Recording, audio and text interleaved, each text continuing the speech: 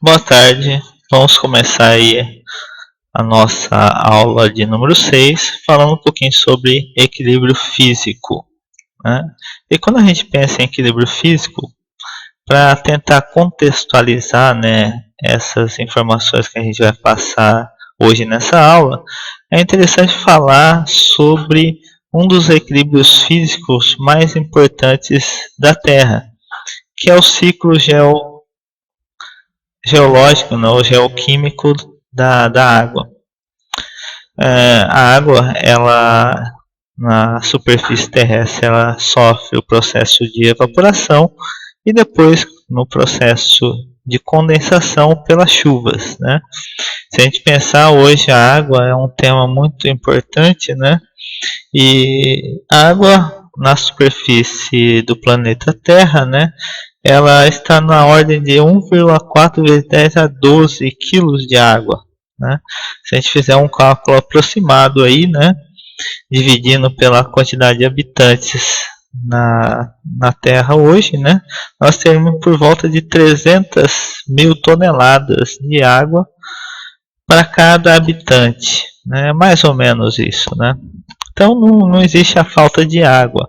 O que falta mesmo, na verdade, é uma água potável, porque parte dessa água terrestre estão onde?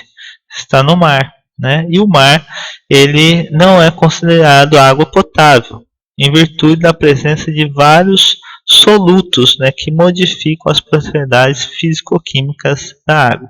Então a substância água pura, ela tem uma propriedade e na presença dos solutos, né, ela apresenta propriedades totalmente diferentes. E quem são esses solutos, né? Então aqui nós temos uma tabela apresentando os principais íons encontrados na água do mar, né? Então, como elementos, o cloro, sódio, magnésio, enxofre, cálcio, potássio, bromo e carbono, né? E da onde vem, quais são as fontes primárias desses elementos? Então, no caso aí do cloro, são os íons cloretos, no caso do sódio, são os íons Na+, no caso do magnésio é Mg2+, né? No caso do enxofre vem na forma de sulfatos, cálcio na forma de íons cálcio, potássio na forma de íons potássio, bromo na forma de íons brometos e no caso do carbono na forma de carbonatos dissolvidos, né? E CO2 também, né? Então perceba que em termos de concentração os principais solutos, né, são o cloreto e o sódio, né, na ordem de 19 gramas por litro no caso do cloreto e no caso do sódio 10,5 gramas por litro. Esses são um dos maiores aí presentes na água do mar. E nós temos além desses elementos, né, presentes na água do mar, outros que estão na forma de traços, né, em concentração um pouco muito baixa, não estamos apresentando aqui, né. Então, uma dos desafios hoje em dia, né, é transformar a água do mar em água potável, né. Isso é um dos grandes desafios dos engenheiros aí, né. Bem, e quando a gente fala nesses processos, né, é importante que a gente entenda também as questões das fases e das transições de fase, né? O que são as fases, né? Uma substância simples, ela pode existir uma variedade distinta de fases, tá? Ou, em outras palavras, em formas físicas diferentes.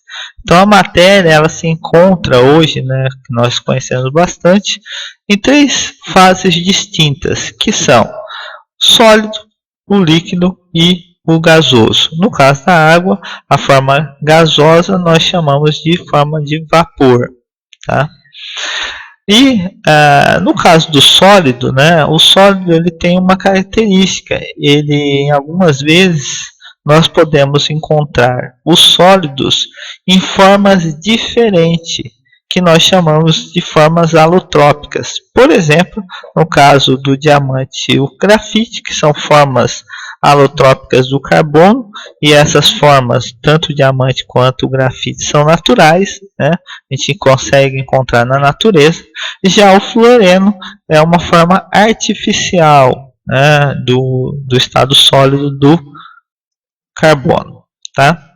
Bem, e toda vez que eu tenho uma conversão, né, dessa fase de uma substância, como por exemplo a fusão do gelo, a vaporização da água, ou mesmo a conversão do grafite em diamante ou diamante em grafite, nós chamamos que esse processo de conversão é chamado de transição de fase. E geralmente as transições de fase ocorrem em temperaturas e pressões específicas, que dependem da pureza da substância, tá? Bem, falando aí, né, na questão da transição de fase da água, né?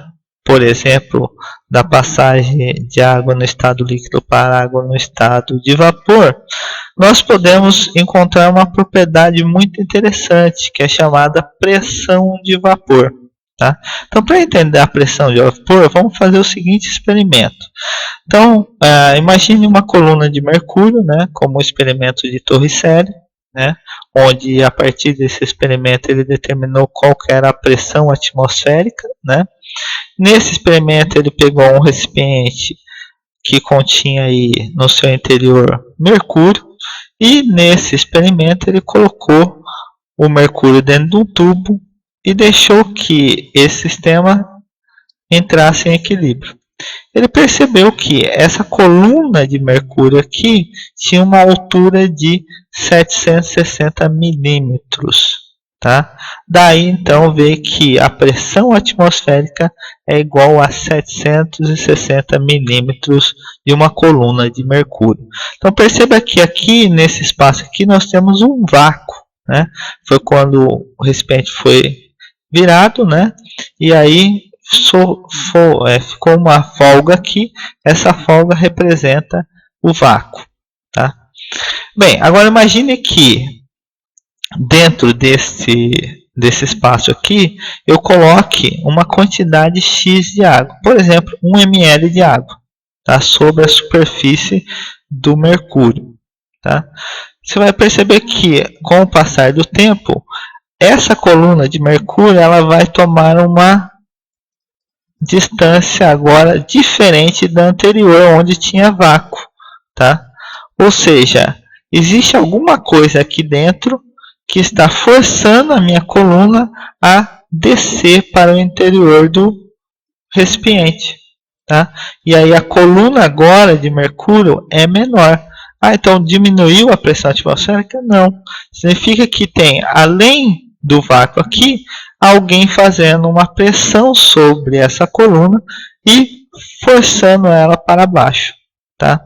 Na verdade, são as moléculas de água que estão evaporando, e a pressão com que essas moléculas de água exercem sobre essa coluna faz com que ela desça, e essa diferença entre a pressão no vácuo e a pressão agora com o vapor de água, né, é a pressão de vapor de água.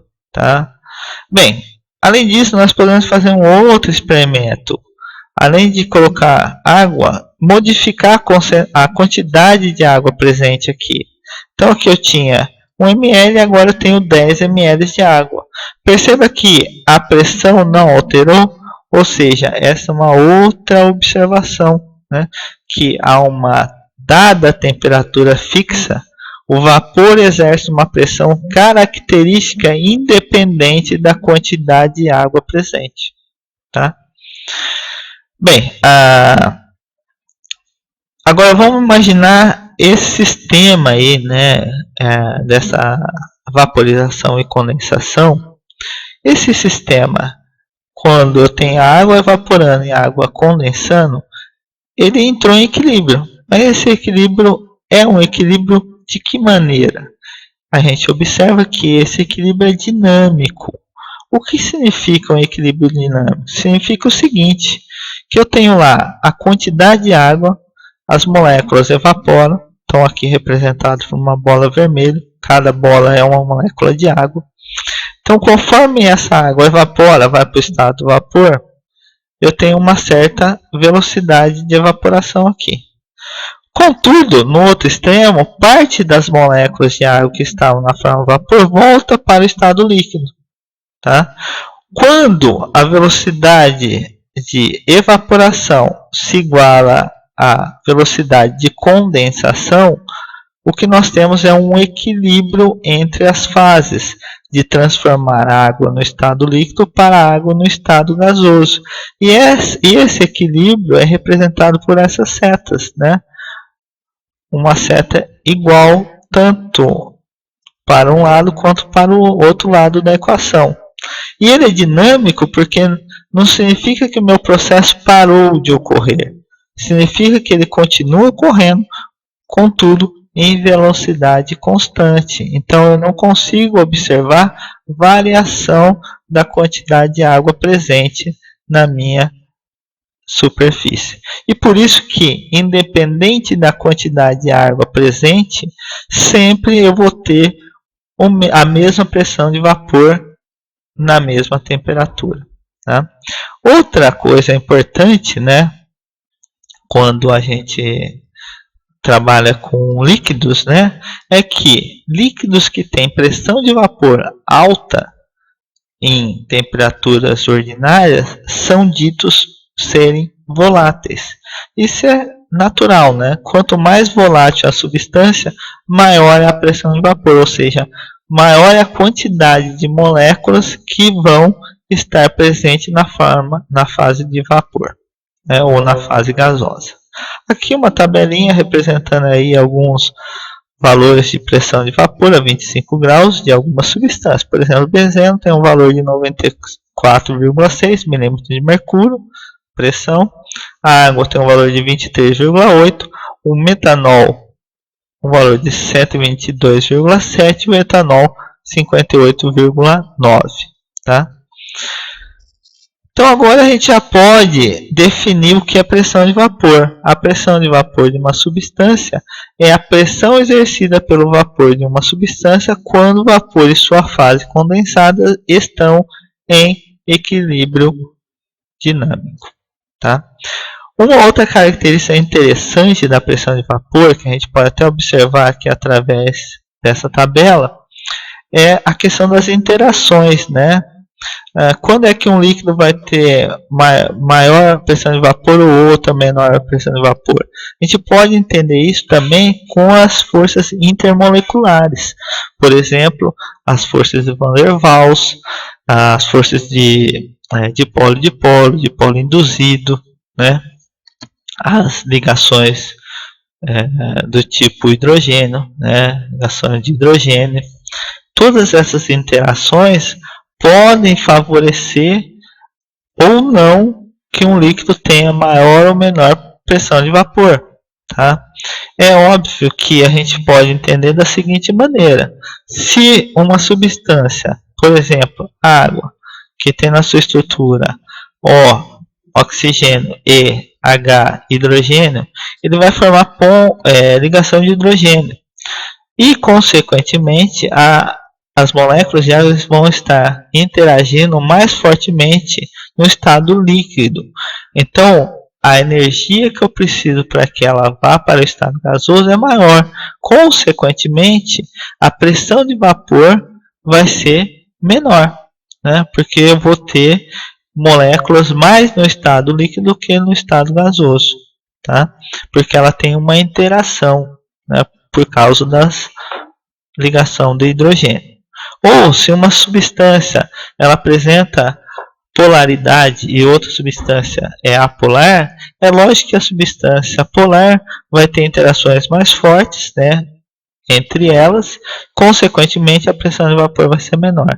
E já a substância apolar vai, por conseguinte, vai acabar tendo uma pressão de vapor maior, né?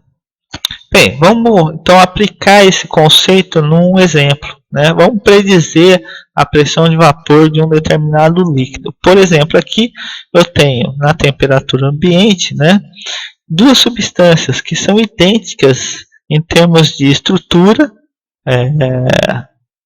fórmula, né?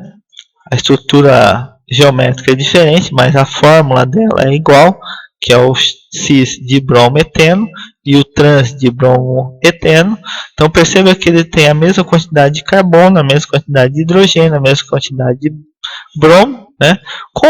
Mas a estrutura molecular é diferente, tá? A fórmula química é igual, mas a estrutura molecular é diferente, né? Um é o cis, ou seja, ele está com os dois bromos e os dois hidrogênios do mesmo lado da cadeia.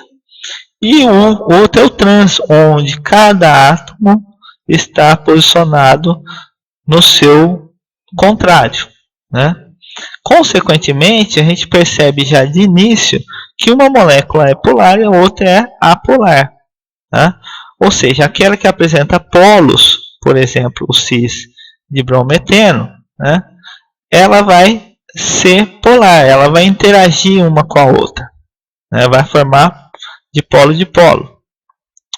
Já essa que é apolar, né? Porque ela tem uma estrutura simétrica, os dois lados da estrutura não apresentam um máximo ou um mínimo, elas são iguais, idênticas entre si, ela vai ser apolar.